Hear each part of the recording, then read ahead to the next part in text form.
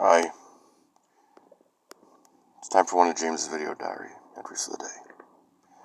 Today is Saturday, May 3rd, 2025. Happens to be my birthday. Thanks for all the happy birthday wishes. Thanks for all the well wishes and love you're sending me. I will get some back to you. Spent most of the day watching birds. At least so far. I'm on my ghost line, and it's a line I don't tell anybody I have. That way I can, if I want to go incognito, I can grab the other line. That way nobody has it, but I got everybody else's number in it, so that now I can have some privacy. Completely from everyone. Today I've been reflecting on my life. Not because it's thought of self-harm. Mostly just, what would I do to get myself out of where I'm at?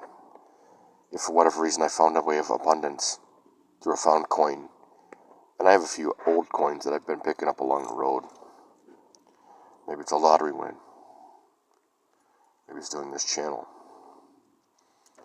Maybe it's a way of building another brand, who knows? I do it for other people. I used to do it for Roscommon McDonald's. Turn them around from a 6-month turnaround on their freezer to a 4-day turnaround. Now, I wasn't the only factor that did it, but I was one of the greater factors that led other factors happening.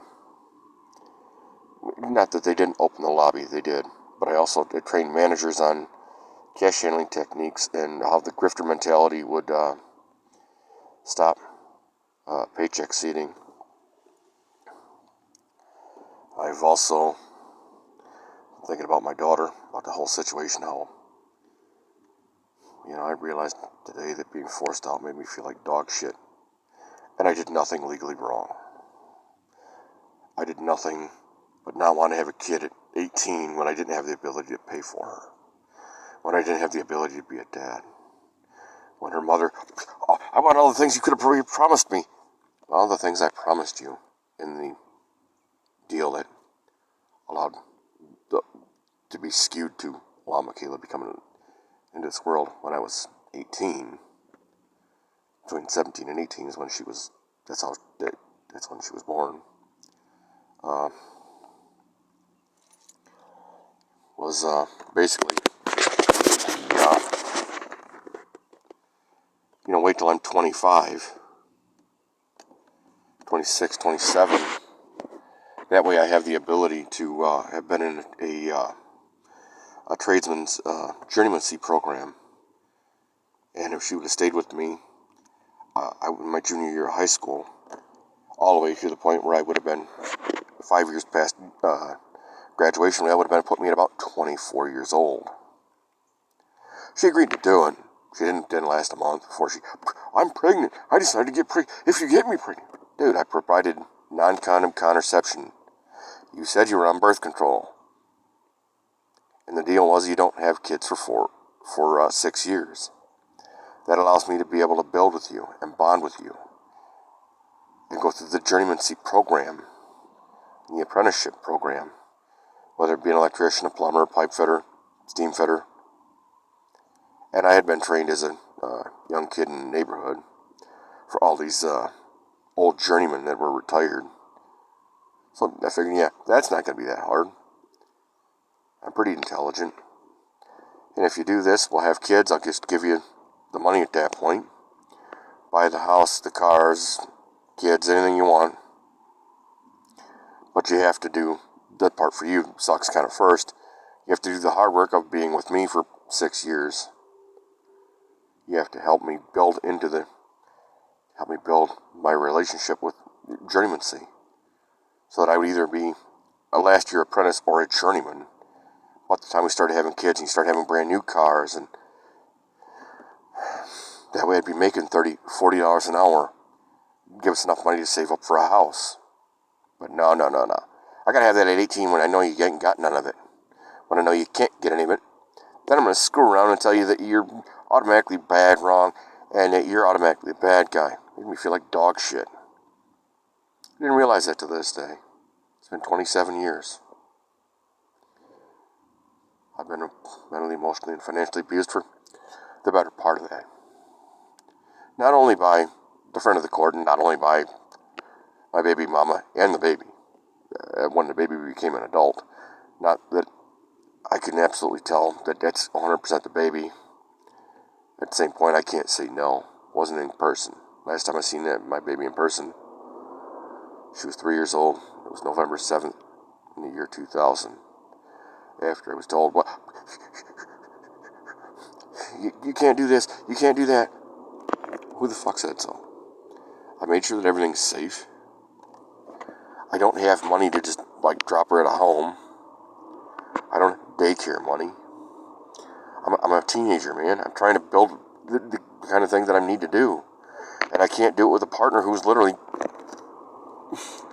offense-based, making decisions that kind of don't make sense to being able to save money, build money, or incentivize me to do anything other than a violence carnival, which then she's going to cry that she's a victim of a violence carnival. Well, what I call a violence carnival. It's mentally and emotionally, financially making decisions that literally, if you were in the same situation I was in, you're not going to, at 18, 19, 20 years old,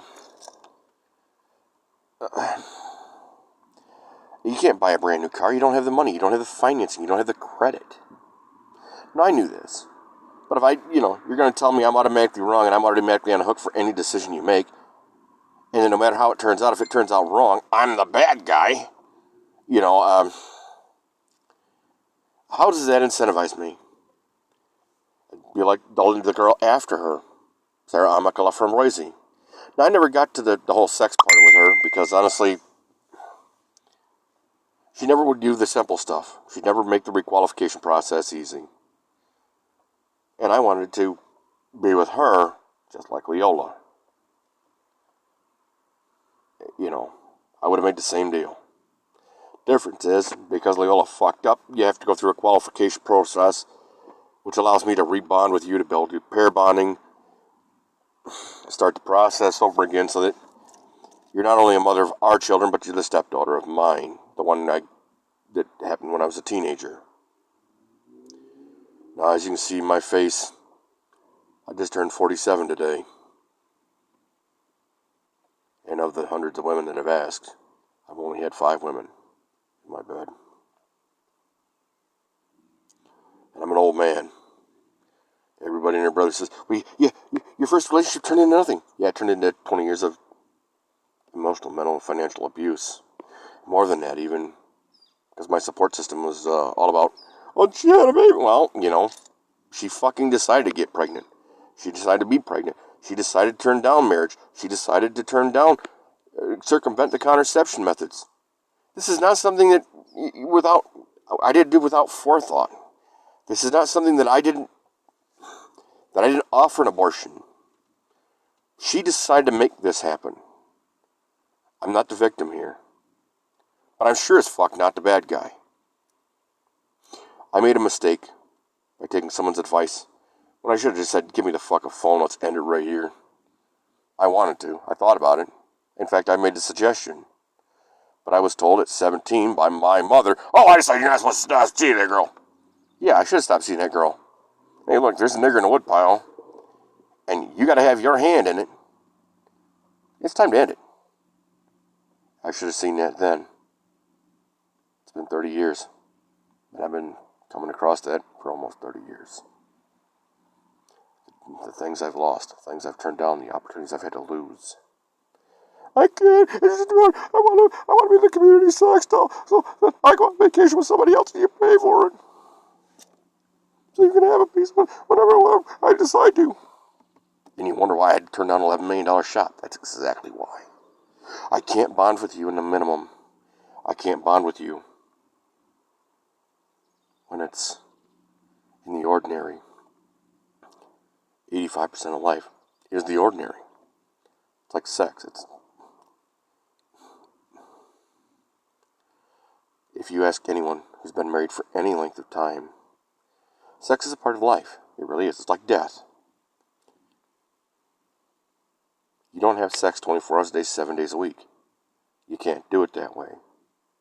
I mean, maybe you can if you have OnlyFans, I guess, but what kind of life do you have? You're not living, you're not eating, you're not cooking and cleaning and doing the chores of washing your clothes, showering. These are all things that are part of life. And life moves on more than the sex, man. It just does.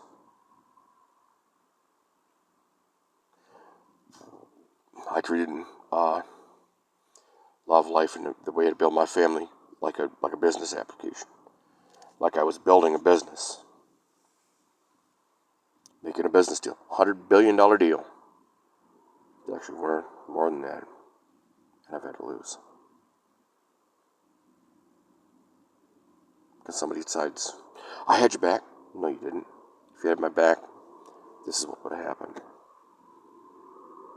When your adult son came after me with a butcher knife. Now, granted, I laughed and outran him, despite him being like 3 times my size. But still, it's kind of you can't tolerate that kind of bullshit. And it doesn't matter what he fucking had, didn't have. He had you. Donna, I'm looking directly at you. You'd have my back, his ass had been in the street that very night. Or you just said, yeah, it's over, man. I can't cover. Kid comes first, I got it. Kid comes first all the time. Then, guess what? You lose me. She lost me anyway. Because, well, after a while, hey, you should have had him out in 2 years. 4 years later, why the fuck isn't he gone? Well, I just want to change the promise. The promise. Well, that promise was to me, right? If I change a promise to somebody, whether it's a business deal, or whether I promise to just, give a hand to somebody. And I'm thinking about Neil Lowelltech at Lear. Hey, I'd help you deal with your struts, and hey, I can't do it. I broke my wrist, got into a car wreck. I got to deal with that. I can't, And it happened. She, that's a lie to me. You lied. You broke. Well, it's a lie of omission, and it's an extreme broken promise. That was a deal breaker. Made me feel like shit, like I'm just a fucking fuck toy that you can lie to. Because you say you have my back and your behavior doesn't prove it. It's like the girl at Save-A-Lot. I was with him, but I want to be with you. I don't want the community sex doll. I don't want what kind of VD nastiness you got. If it's going to be you and me, it's going to be you and me. The girl at M's Lounge in Gladwin. Well, I'll do the second. No, you do me first, or you don't do me at all. If you do me first, you probably won't do the other guy. It won't. These girls, I'll wait till the very last dog's hung. My last option, because nothing else I do works, is to do what you ask me to. Instead of, because you asked me to do it, I'm just going to do it. Just, what the hell? What am I going to lose? What do I lose? I don't even understand it, but I'm going to do it. Give you a phone call. Well, I give you a phone call. In order to get credit for that phone call, I'm going to make sure I leave a message, like my name.